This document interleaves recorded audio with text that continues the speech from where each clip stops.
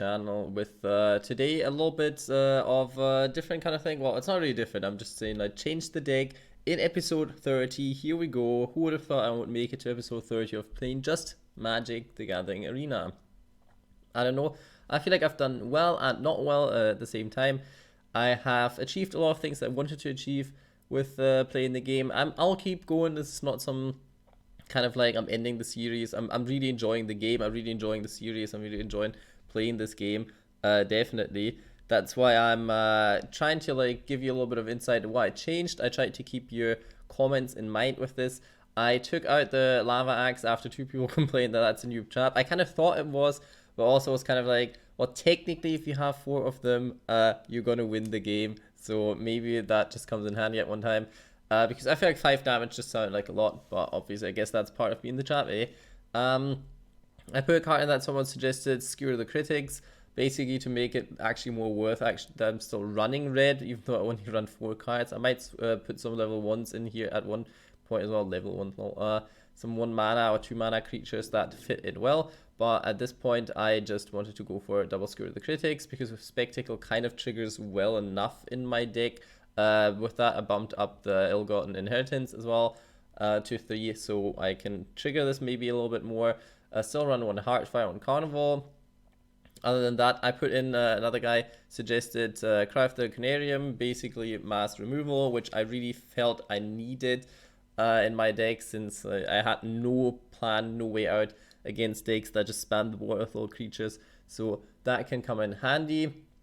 My Dusk Legion Zealot probably doesn't like that as much, but I guess I'll have to deal with this. I might be a little short on the low mana creatures with Skymarsh Bloodletter basically just being like 3 drop at this point, so I might have to swap in 1 more card of those and take another one out, but for now I'll see how that works out. I run 2 Ravenous Chupacabra because yeah, putting a monster on board while clearing the board seems pretty neat.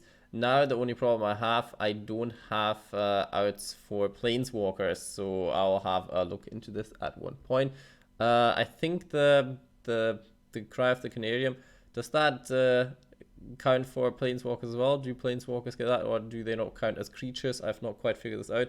Most sense they don't, seemingly. So I wouldn't assume that it counts for them as well. I don't know. We'll see. Sadly, this is not instant. As an instant, I would have liked this even more. But I think it's still a good card. And yeah, the only card that can't sit through it is sadly my Skymarsh Bloodletter. But I guess I kind of profit from getting cards to the grave as well. So I think that is fine. And that's me being done. What I want to do show you guys that seemingly I got a lot of decks here for the beginning of the season. I don't know why. Walk the Plank. I think I had that one before. Strange the Numbers. I think I didn't have that. Eternal Thirst. I'll have a look at Eternal Thirst here, because I want to know what this deck is all about. What are the black cards in here? Okay, I don't know any of them. I've not seen any of them. Okay, Luminous Bounds. No, this just looks like a... Wait, is that just a plain white deck right now? No, okay, there's some. Okay, Demonic Vigor, the Ghoul, Divest. Oh, Divest is in here? Interesting. Gosh, everyone's... Well, I'm very confused. Vampire Neonate? Is that just my... This is not the deck, is it? That's too much for the... No, that's the deck. Yeah, that was stupid. Sanctum Keeper. Exile Target. Oh, okay, I already got one of them then. I think the card rotates out, if I'm not mistaken, to one of the commenters, but it's somewhat of a good card, so I might actually put this in. When a vampire you control attacks, each opponent loses 1 life and you gain 1 life. Oh, okay. So this is already like a vampire-y deck that I got here. Let's see. Vampire Sovereign. Whenever you gain life, each opponent loses 1 life. That's not bad either. That's interesting. Vampire Knight. When Champion of Dusk enters the battlefield, you draw X cards and you lose X life, where X is the number of vampires you control. They are all pretty good in a sense, but I just feel like I don't ever have enough vampires on board with this. But, okay, so this is basically a white vampire deck. I might try this out at one point, actually. That's interesting to know that they, I hadn't had this before, did I? That's good to know. But what I actually wanted to do is, while we're in the new season, and there's a new pack out. And I heard there's vampires in there. I know buying packs isn't always the best value, but come on, if I don't buy an M20 pack, then who would I be? So let's do that. Core set 2020. Coming out in 2019. That being said, I'm quite in the middle of the year as well. But Meteor Golem, come on, why is this in the set? I hate this card already. Colossus Hammer, equipped creature gets +10/+10 and loses flying. You may pay the equip cost to attach this permanent to target creature you control, equip only as a sorcery. Okay, so I have to pay 8 mana to equip this card. Otherwise it's just doing nothing, right? Because that's what it does, I guess. Loses flying. Does that mean the creature, like in Yu-Gi-Oh, that would mean the creature have to have flying, so otherwise you can't even use this on it because you can't fulfill the recommendation for this in a sense. But I think here that just makes sure you can't run down your opponent with this card instantly, so that he can't block it or something, right? Like if you put this on a creature that doesn't have flying, that still works, right? Just making sure. Rabbit Bite, target creature you control deals damage equal to its power to target creature you don't control. Okay, interesting. Fortress Crab. Alright. Keldon Raider. When Keldon Raider enters the battlefield, you may discard a card. If you do, draw a card. Okay. Griffin Sentinel, Flying Vigilance. Alright. Vial of Dragonfire. 2 sacrifice of Dragonfire deals 2 damage to target creature. That for 2, and you have to pay 2 again and sacrifice it. Is that good? That doesn't sound good. You tell me if I'm wrong. But oh, Chandra, isn't that the new gal that has new things now? Heard of her a little bit. Legendary Planeswalker. Put a loyalty counter on each red Planeswalking control. Loyalty counters again are those little life count things, I assume. For 0, okay. Does that count for herself as well then? Like, does she get 1? This is my question. Create 2/1 red elemental creature tokens. They gain haste. Sacrifice them at the beginning of your next step. You may cast target instant or sorcery card with converted mana cost 3 or less from your graveyard. Oh, if that card would be put into your graveyard this turn, exile instead. Okay. All in all, for three, that's pretty good. That is, I like this card. That's pretty strong, I guess. Let's open the next one. Okay, well, that's the different one though, is it? Got 2 Chandras now. It's that good. I think I have a card that like does stuff with like Chandra Planeswalkers or something. Or I've seen one. So I guess that is that. I was wondering, is there that many for that to make sense?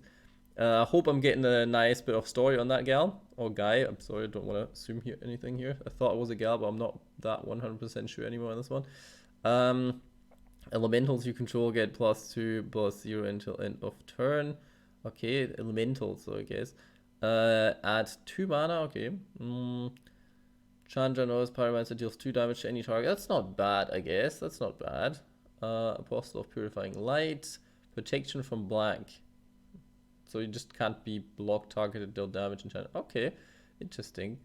Exile target from a graveyard. Guess that could be helpful against some decks. Unsummon, return target creature to its owner's hand. That sounds like a classic Yu-Gi-Oh spell, or more a trap card, I guess. So I guess this card technically is even better. But that I like this effect. That reminds me of my own game. Sounded like a kid that's like on holiday away somewhere for the first time. I see like a drink that I always have when I'm at home or something. Sedge Scorpion Death Touch. Death Touch in green. Okay, interesting. Centaur Courser, also plain card. Sorcerer of the Fang. Oh, sacrifice 6. Sorcerer of the Fang deals 2 damage to target opponent planeswalker. Is that worth it? Is this again like sacrificing 5? Either I'm blind or 6. Like either I'm blind or it really is that expensive. I don't know. I mean, I don't know. I guess you could guess the 1/3 okay stats, right? I guess. Oh, Chandra's Ember Cat, more Chandra stuff. Adds red mana, spend this mana only to cast an elemental spell or a Chandra Planeswalker spell. Wait, what? So I have to keep track on, like, I can add this, and if I play it, then like is that just this turn or forever? Do I have to like keep in mind that I can only use this? This sounds, if this is the case, this sounds like a lot of work to keep in mind. Field of the Dead. That looks like a simple card, but since it's land in one of the slots here, it must be something good, right? Field of the Dead enters the battlefield tapped. Add any, is that any color? Does that mean like I can add any? When Field of the Dead or another land enters the battlefield under your control, if you control 7 or more lands with different names. Different names. Oh, okay. Create a 2/2 black zombie creature token. Like every time? Wait. Or another land enters. Okay. So basically you, every time then after you have those 7 of different colors, you generate like 1 token. I guess that's good. Like, I can't really sort this card. What is this card super good or is this card not super good? Guess that's probably a card that you can run in decks that have like multicolored decks, possibly, because you can search any color so you complete your whatever you need quicker. Looks like it could be strong. Obviously, you can't really judge that. Going back to the home base, and let's say we're playing one, eh? Not a bot match. Come on. Oh, they changed it. Bot match from what was it called before? Testing. No, it wasn't called bot match. I think they changed the name, right? They did change the name. It wasn't called bot match before, if I'm not mistaken. Some of C. Can't remember now what it was. Well, that's helpful. Let's see if we can with the newer and a little bit better version of the deck. Horned Reaper, if we can actually score a victory today. Yeah, no, after mulligan this, right? Skywatch Butler. I guess I'm gonna keep this. I am gonna keep this. I have to. Should I give up 1 mana? Yeah, come on, I'm giving up 1 of the manas. Should I? Yeah, I'm gonna do this. So it's maybe not optimal, but I guess I might have to run more 1-drop creatures or 2. I might have to. Because waiting to 3 to get 1 down is fairly bad, I guess. I mean, sometimes it's okay. He seemingly has that problem too. But yeah, I'm gonna Skymarsh Butler to this. Let's see what happens here. Okay, he's playing. What does this card do? Yavimaya Sap Herds. When it enters the battlefield. Okay, another one of those sapling decks. Correct me if I'm wrong, but I feel like I've played against them already. I feel like I have played against them already. Okay, and given one of them my Demonic Vigor. And attack. That guy doesn't have reach. Was a little bit late to check that, but is it a sacrificial deck what he's playing, or is this what these days I'm never sure. People spam tokens and things like this. Yeah, I've played against this guy before. 100%, definitely, right? Whenever another creature dies, each opponent is. Yeah, I've played. I remember this, and I did not like it. To target opponent, I'll play this card's 2 cards. Could get rid of his level 1. What I'm actually doing is I'm keeping this since it's an instant, and I'll just go in for some damage here.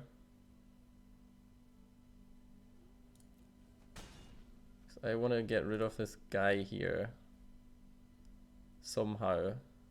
Sadly, didn't draw my other removal, but sacrifice a creature. Target creature gets -1 until end of turn. If this spell was kicked, the creature gets. Okay, so this is basically just killing me. If he is sacrificing a creature, though, that means I will target creature, planeswalker. I'll attack this guy. So he can't just sacrifice the small one. So he has to sacrifice one of his bigger ones. Right? Is that how it works? No. Okay, that's not how it works. Alright then. I thought you had to sacrifice a creature. Well, I guess you could say I screwed up, but it's not killing it, is it? At least I got rid of 2 of them. Plus, since they got exiled, since they got exiled, I did not trigger the effect of the Doom Dissenter. There we go. Thank you. That was helpful. Yeah, but no, I don't know. I wanted to get rid of this card, but without Murder or Chupacabra, I guess I can't. Again, I mean, I get the card back, so it's all Gucci, but it's not what I want. Not what I want. Okay. One more. I feel like I've drawn too many lands this game. I mean, this can come in handy in a few turns if I get my sovereigns out, but for right now, with no cards in hand, not sure if I'm happy with this.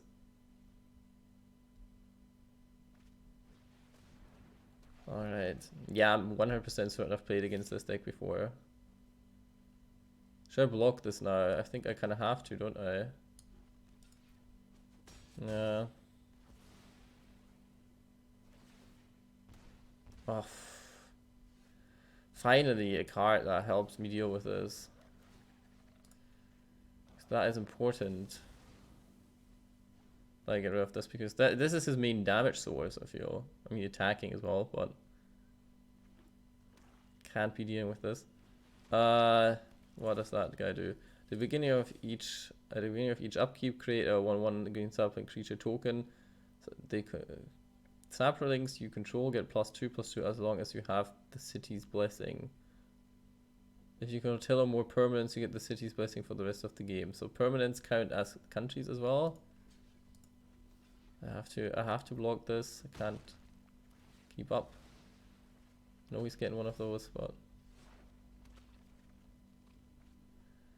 Grave Digger, digging for graves. Should I dig for my Bloodletter, or should I dig for my? I'm digging for my Chupacabra. This is the thing that I want to do so far. Because I need to get rid of the guy as well.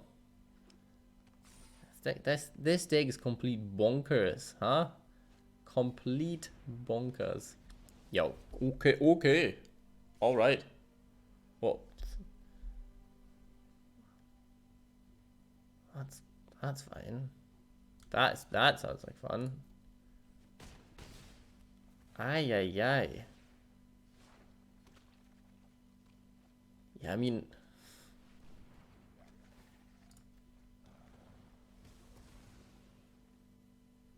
at least, but if I don't get my Canarium again, then this is looking pretty grim for me here. I'm putting out a fight, but it's not like I'm doing much right now.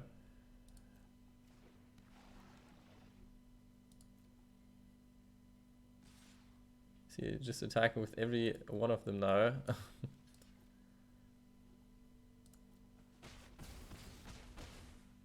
What?